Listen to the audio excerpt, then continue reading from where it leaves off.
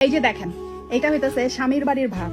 এই স্বামীর বাড়ির ভাত খাইতে যে কত মজা, এটা আপনি তখনই বুঝবেন যখন আপনার ঝগড়াঝাটি হওয়ার পরে আপনি আপনার বাপের বাড়ি কতদিন ইয়া থাকবেন।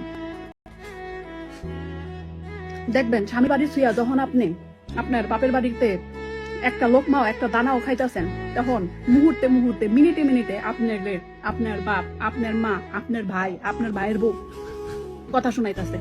এমনকি আপনার খাওয়ান নাও দিতে পারে, 1 মাস থেকে 1.5 মাস পরে আপনার খাওয়ান নাও দিতে পারে। খোসা, কত রকমের যে খোসা আপনি খাইবেন, ওই খোসা খাওয়ানোর থেকে স্বামীর বাড়ির ভাত খাওয়ানো অনেক ভালো। স্বামীর বাড়ির ভাত অনেক সম্মানের। এই ভাত আপনাকে যেই সম্মান দিবে, এই সম্মান আপনারে কোনো কিছু না দিতে পারবো না।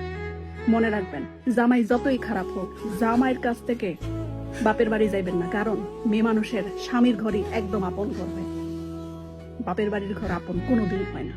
স্বামী যত খারাপই হোক, স্বামী আপনারা দেখবো, স্বামী আপনার ভাত কাপড়ের ব্যবস্থা করবো। বাপ মা আর ভাই, ভাইয়ের বউ, বোন কোনোদিনও করবো না। এর লিগা স্বামীর বাড়িতে থাকেন, স্বামীর বাড়ির ভাত খান, সম্মানের।